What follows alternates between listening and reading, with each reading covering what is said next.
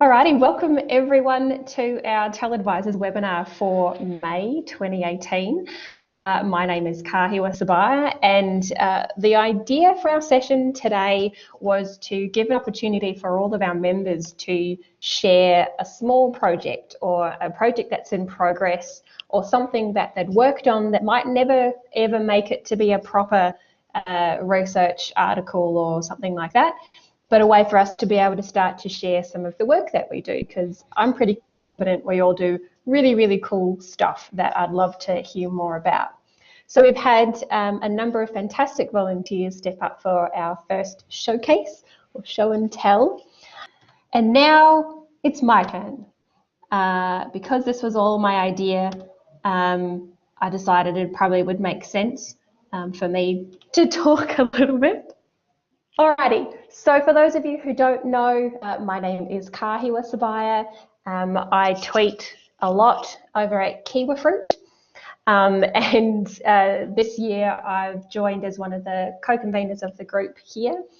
Currently I'm a Senior Instructional Designer at Flinders, but in a couple of weeks I will be shifting over to be Manager of Learning Design at the University of Adelaide, which is pretty exciting.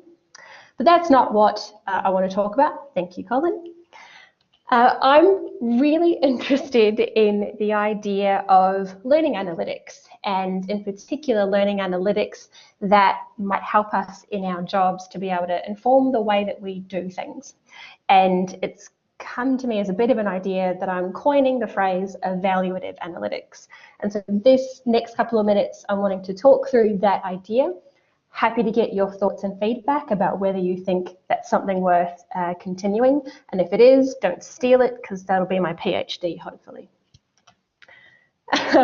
So for those of you who are kind of looking in and around learning analytics, it feels like here at Flinders it's still growing and turning into something that we actually want to look at. But a lot of the times when we talk about learning analytics, the graph that I get to see quite often is the Gartner analytics escalator. So talking about, you know, what descriptive analytics, what data can we bring out to tell us what's happened, how we can start to combine that with other data to see why that might have happened, use it to predict stuff that might happen in the future, and then start to think about how we could actually make that happen. But for me, there's still a really big gap there about, well, with all of this data, what does it actually mean?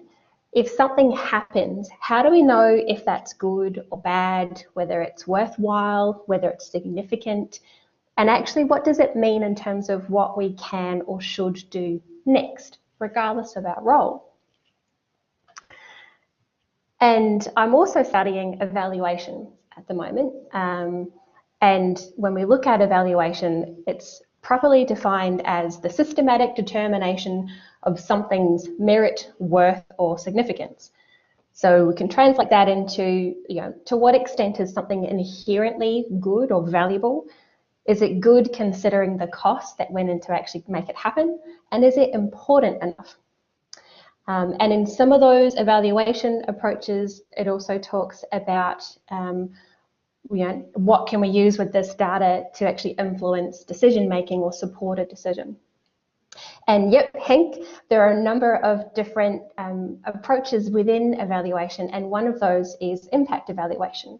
So how can we determine the impact of a thing that we might have done, whether that impact is valuable, out of all of the possible outcomes of that thing, you know, what was the most meaningful, and, you know, can we actually attribute the thing that happened back to the thing that we did?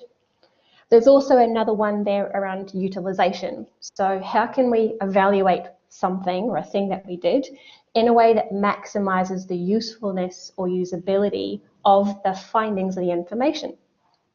So generally speaking, evaluation is all about combining empirical data with evaluative criteria. It basically asks us to define what it is that we value, what's important, and also how are we going to measure that. Thanks, Tom. And so for me, that kind of looked like something that might be applicable in the world of learning analytics. So the idea perhaps in terms of retention, which is what learning analytics quite often seems to be about, rather than just saying, students did this many clicks and they got this amount of grades or success, or based on these characteristics, they're at this level of risk, so we should do this thing in terms of interventions. What if we then started to use that from an evaluative mindset to ask, okay, well, what does it actually mean? Is this a good level of engagement or a bad level of engagement? Is success defined from a student perspective, and how can we build or design the experience to actually help them achieve that and ensure the outcomes that we're looking for? And then in terms of learning design, also thinking about, well, how can we interpret the data around student behaviour, student success, and all of the other literature kind of components to actually think about and use that to inform the way that we design. And interestingly enough, it looks like the Learning Analytics SIG has a webinar next week about learning analytics and learning design, which would be really exciting, I think. So a couple of kind of quick examples of how we did this in our team here. They're really, really basic because we don't have a decent analytics system here at Flinders. But so one example was when we were setting up an online topic, we had a bunch of different learners from a variety of courses or degrees coming into our topic. So we were looking at their demographics, behaviour and other online topics and some of the literature to say, okay, well, when they're online, likely to feel lonely and wanting connection with their peers and with their lecturers. Okay. We also saw, based on their demographics, a number of students were mid-career, so coming in potentially with full-time jobs and all those kinds of things, as well as students who had never really done an online topic before. And a lot of them were coming in from a non-campus degree and selecting online because of flexibility. So using all of that information made us think about, okay, well, when are we actually scheduling an opportunity for all the students to come together? So we decided to do webinar tutorials and decided to structure them at different times of the day, and also looking at how that relates in terms of their study week in connection to when those tutorials were going to be held, what we could expect them to have done in terms of the learning activities before they came or not, and what we would cover within those tutorials themselves.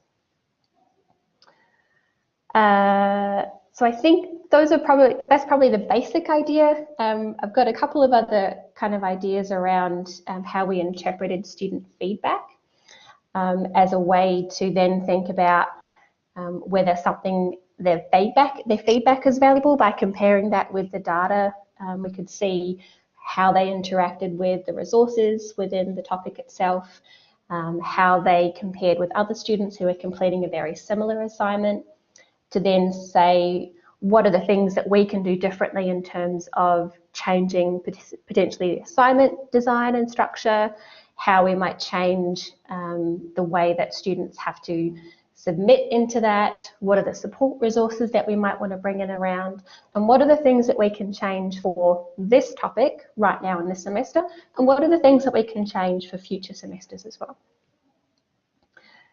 And that pretty much is the idea of combining learning analytics with evaluation models and approaches. Very, very high level, but I'm really interested in what you think. Thanks very much.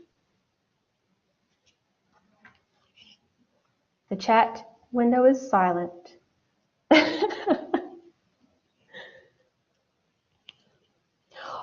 Ariel, definitely. So the idea of so what, I think, is the big question that is missing in a lot of the learning analytics literature and frameworks that I've seen anyway.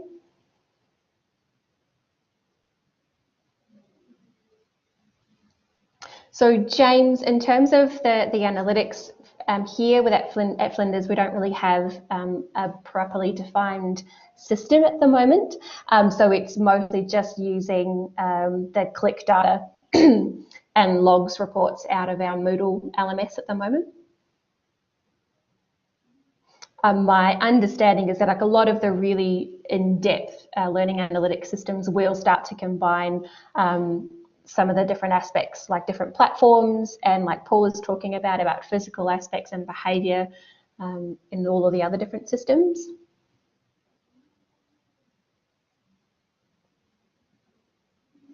So Cheers asked a question about students engaging with learning analytics to improve their own work. And I think my initial opinion is that as a principal level, I am in support of students having access to data to improve their own performance and their own behaviour. What concerns me about those types of things is the standard one about what's the impact of the student, which students are actually going to improve or find that useful.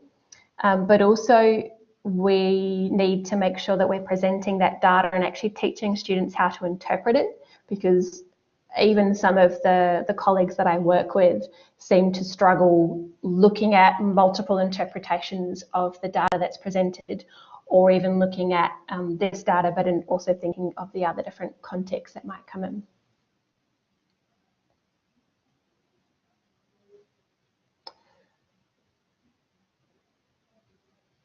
Okay.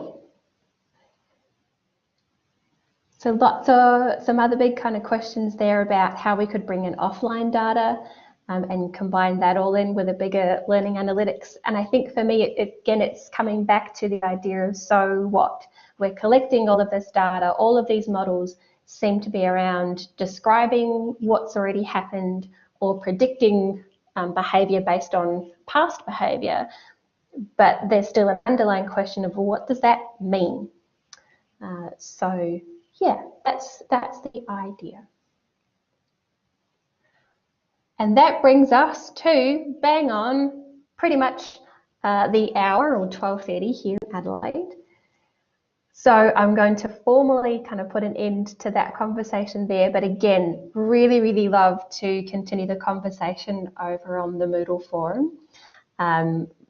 I think the intention is to, as much as possible with the slides and also perhaps a bit of a summary of Sarah's presentation as well, keep that in there so that everyone can kind of have a look at that and continue the conversation and the thoughts, and also for the people who might be watching the recording as well.